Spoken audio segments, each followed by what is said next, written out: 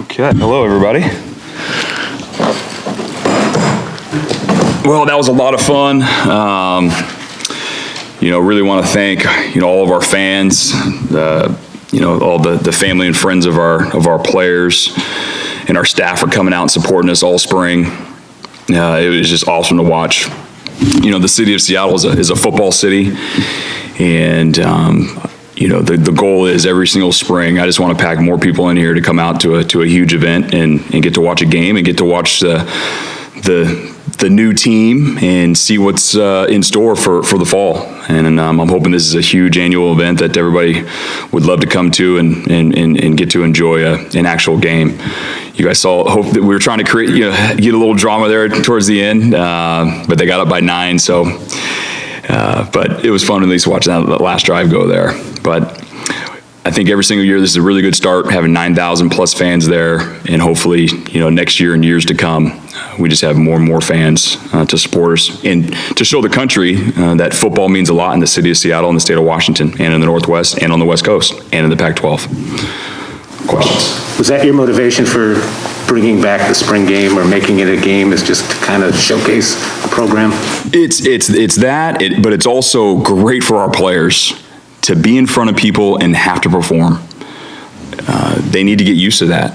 And we have a lot of new players on our team, coming from high school, and they're playing in front of a couple thousand fans or whatever it is. It's a whole new game when you're playing in front of a huge stadium with a huge following. And the more we can get our players more comfortable playing with the light shining on them, the better we will perform when it's a real game. But it also goes hand in hand. We want our fans and everyone to see us. We want our recruits, possible recruits, younger recruits, to be able to see us. We want to show the country that Seattle's a football town and that they love their football. I mentioned it before, other areas of the country, they pack their spring games. It's packed all the way, you can't even get a ticket. And that's the way it needs to be in Seattle. For the things that we want to do here and the places that we want to go, it needs to be that important to our city and our fans. You think that's going to take, you talk about wanting to have 70,000 here for a spring game eventually. I think there's a reputation on the West Coast that, whether it's because there's, the teams are located in more metro areas or there's more to do or whatever, that's just not something that happens out here. What do you think that's going to take? We're going to have to win some games this fall. That's what it's going to take. And make sure we have an exciting product out there. Win some games, win some championships, win some big bowl games, and I believe we'll get a bunch of people here. It'll be a hot selling ticket. It'll be free. And just spring football, I always want it to be free. I want people to be able to come here and bring their families, and I think it's going to happen. I know it'll happen. I know the city of Seattle loves their football, and if we give them a good product, they'll come see us. So obviously, NFL draft going on too, and you got Tryon here after being drafted, and your two captains of this game, Kirkland and Odden, could have gone and been in that draft. How important is it that those guys say that they're here and that they're setting an example? Yeah, I'm so proud of those two older men now. I was just going to say young men. They're still young, I guess. But, first with Cade and Jackson, of course, they could have went on. They could have got their name called in these last 3 days in the NFL draft. But I know they felt there was unfinished business of what happened this last fall. They know we had a budding team that was just ready to break out, with only playing 4 games, and they're energized and enthusiastic to come back here and finish off what we didn't get to finish last year. And then they want to work on a few things as well to make sure they're prepared for that next step in their career. And so I think they made a very mature decision. They had a really good spring football. They're great captains for our team, and I'm so glad that they're going to be dogs for one more fall. Jimmy, Jeremiah Martin was a guy that you recruited out of high school. He wound up at Texas A&M. He didn't do a lot there, and there was some talk that they were disappointed with him or he wasn't being used properly. What are you doing differently with Jeremiah here than he was doing at Texas A&M, and how is he getting his hands on so many balls? Yeah, we know that he was a big-time football player coming out of high school. We knew the person. We knew he was a fit here at the University of Washington. We didn't dive into what happened when he was in college and watch what they were doing, because people teach different things. They teach different techniques and schemes. But we saw a player that we could bring in here, and as long as he bought in, which he has, that we can develop into a possible all-league player for the University of Washington. And he's right on track. Early in spring, it was swimming a little bit, trying to catch up with the techniques, catch up with all the schemes that we put in. Coach Gregory, like we love to do, we just really throw everything at our players really early, bunch of installs, and he was able to handle it. And then he started to play faster about week 2, week 3, and he played really well today. And so now we're going to lock him in the weight room and get him bigger, faster, and stronger. And we feel like we have a really good player for us that's going to contribute very heavily in the fall. Just his ability to get his hands on as many balls as he has. Yeah, he's very, very tall, and he's got a long wingspan. And, Coach Malloy does a good job of teaching hand-to-hand. Once the hand goes up, hand-to-hand. That's something we've always taught all of our pass rushers. He definitely has a knack for it. Jackson mentioned that Dylan's been working to pick up the offensive line calls. What have you seen from Dylan in his progression this spring, learning the offense and the intricacies a little bit more? You said Jackson's been what now? I'm sorry. He said that Dylan has been working to pick up the offensive line calls this spring. And so how much have you seen Dylan progress in that sense and just picking up the offense a little bit more and the understanding? Oh, Dylan, he's a gym rat. He's a gym rat. He's in here all the time. I see him probably most often just going by my office, going to meet with JD. Him going into our offense now for a second consecutive year now, and it was obviously a short year last year, is just going to do benefits for his game and benefits for our offense. He's going to study even more now that we're going to have this time before training camp.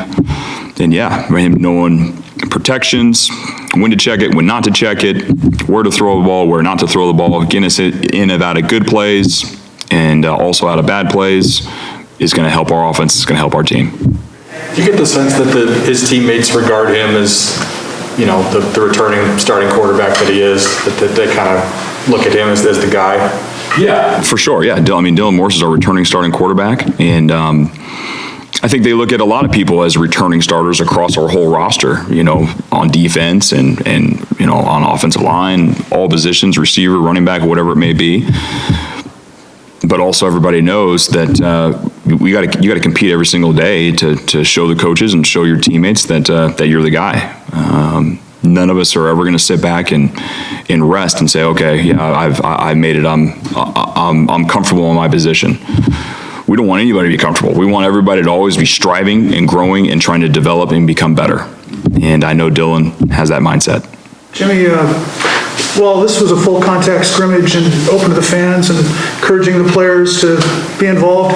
You still had to probably set some ground rules that they didn't tee off on each other and hurt each other. Could you talk about that? Yeah, no, for sure. It's been awesome. I mean, all spring and really since we've been here and since 2014, I always tell these guys how to practice like pros.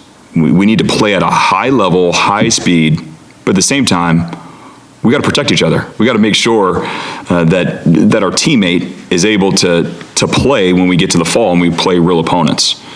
And so it's a really fine line, but I think our team is in a really good spot. I don't think a lot of teams practice the way we practice. This is something that I took from the National Football League that I know helps our team, the tempos that we play. And for sure, you saw today, obviously the quarterback was not live. We want to protect those guys. But also at the same time, we're not going to take any questionable hits, questionable cuts, any of those sort of things, because we're going to want Jackson Kirkland mauling a D lineman next year. We're going to want Braylon Trice getting off the ball and getting sacks against our opponents in the fall. And I could go on and on and on. And that's how I tell our team. We got to be able to protect each other, and they've done a nice job of that. We saw kind of a classic Richard Newton run, the 15-yard kind of slashing run up the middle. I mean, how would you evaluate his spring and also what he's capable of in the next step? Rich came in fantastic shape for spring football. And I believe Rich is on his way to do big things, like he's done big things for us, but this could be his biggest year yet. That was an excellent run. I had a really good close-up look at it. That's the Rich Newton that we know and love. And he still needs room for improvement, and he knows that. And I can't wait to watch his improvement here in the next 3 months as we enter into training camp. But he is on track to have a huge year for us. And it's so cool. I mean, that you guys know our running back room is stacked with talent. You guys see all those guys back there that are also making plays, and those guys are going to continue to push. That's the awesome thing about competition. And that's what I love about it. There's competition all the way throughout all of our position groups on our whole team and on both sides of the ball and special teams. And that competition is going to make our team better. Whatever it was that kept him out of your guys' last 2 games last year, what did he need to change? What did you see him improve on since then? Yeah, I mean, there was a whole bunch of stuff. I mean, obviously we're going through a pandemic, things that, I don't want to talk about with all medical issues and all that stuff. And so all I know is now where he's at is the best version of Rich Newton that I've seen. He's in shape, he's dialed in, he knows protections, knows where to run the football, he's running hard. I am extremely excited for him to really, he's had a breakout year, but I'm really excited to have his best season yet as a Husky here coming up in the fall of 2021. Jimmy, it looks like you're going to be able to have some official visits starting in June 1. What's your schedule between now and that? Yeah, so we're going to evaluate. This is awesome. We got so many team reps. You guys were out there for basically every practice, right? You guys are out there for every practice. That's awesome. So you guys saw all the team reps that we've had. So first thing, we're going to meet with the players, and we always want to meet with the players and have evaluations with their coach, with me, with the coordinator. We'll do all of that next week. Give these guys just a little bit of a break, and then after that, lock them back in the weight room like I mentioned out there and get them bigger, faster, and stronger. And then as a staff, we'll go back and look at our schemes on all 3 phases. It's all about growing and developing and getting better. And so we'll look, hey, this wasn't very good. We need to change this. Or, wow, that worked really well. We want to keep that in the game plan. And that goes for all 3 phases of our game. So we're going to go in there and get better as a staff. And then, of course, do the recruiting stuff that we've been doing since the pandemic started, which is all virtual right now. Phone calls, FaceTimes, Zooms, until the dead period's lifted on June 1st. How would you assess the learning curve for Sam Hewer throughout this spring and just what his progression looked like? It probably is exactly what we thought would happen. Here's a quarterback that's, coming from a system that does not go under center, doesn't have multiple checks. He's facing a defense that is throwing a lot at him that he's never seen in high school.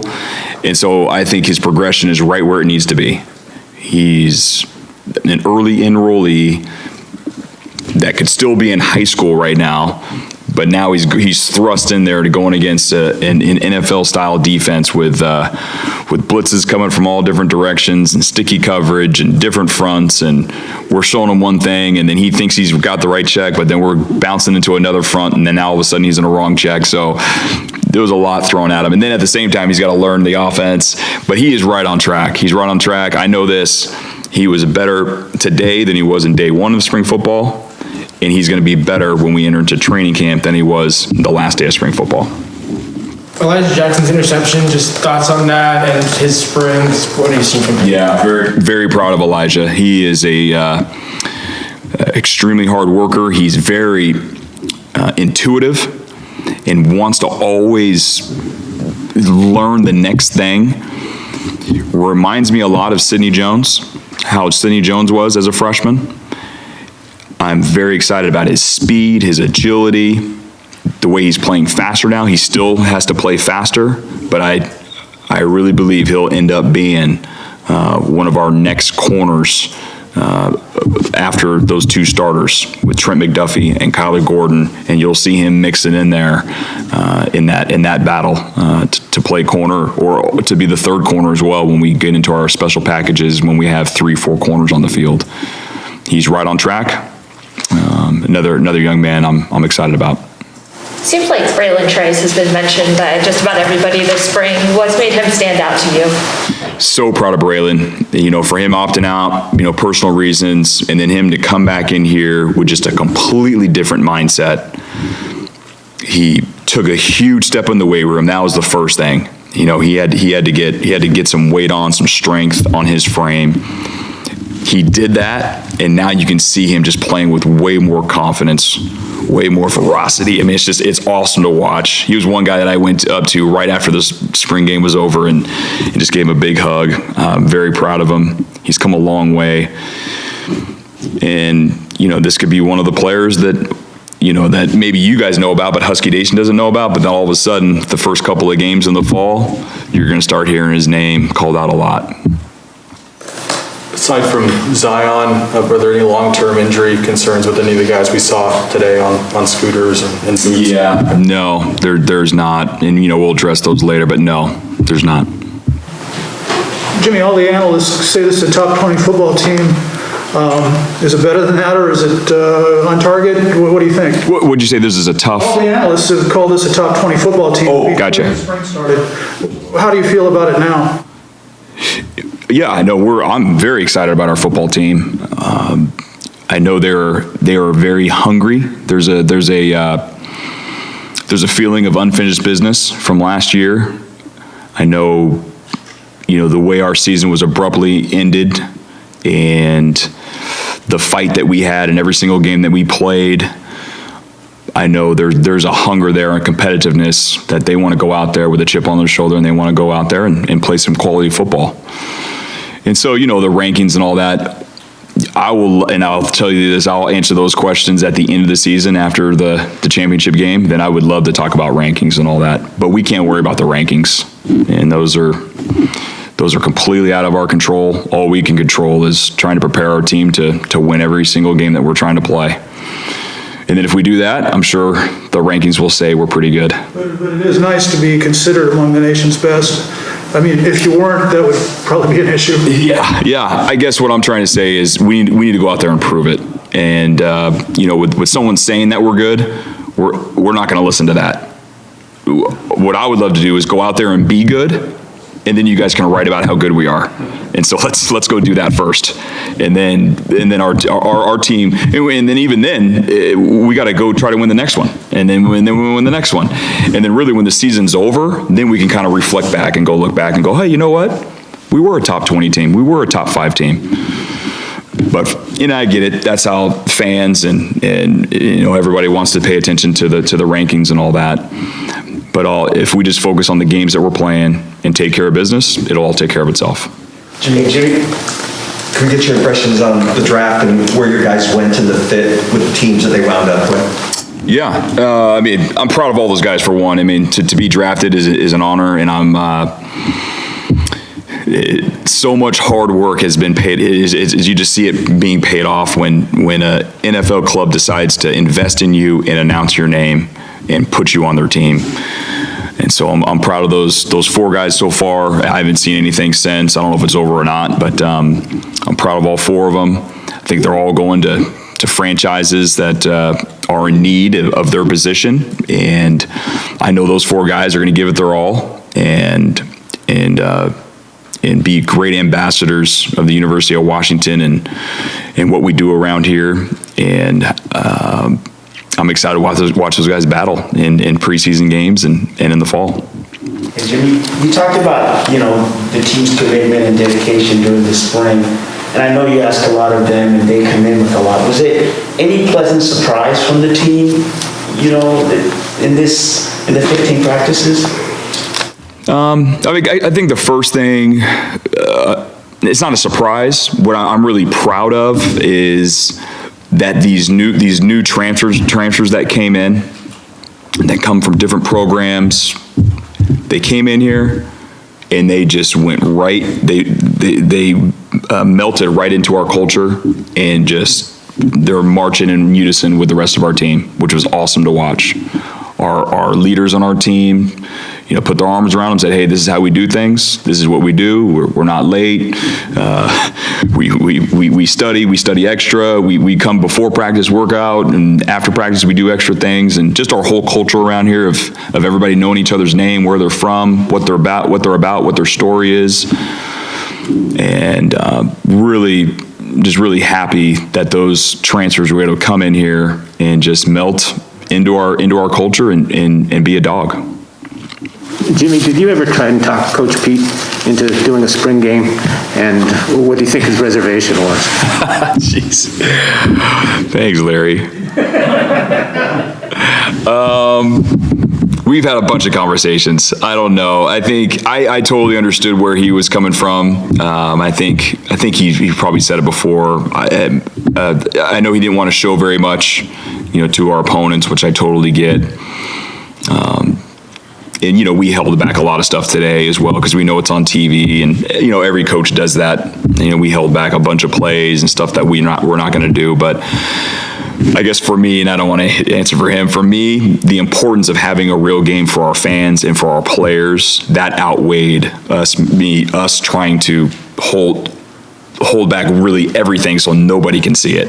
I'd rather our fans and recruits and be excited about our program and see what we're doing and see the bonds that our players have and the energy that we play with, because I think that's just going to attract more fans and more attention.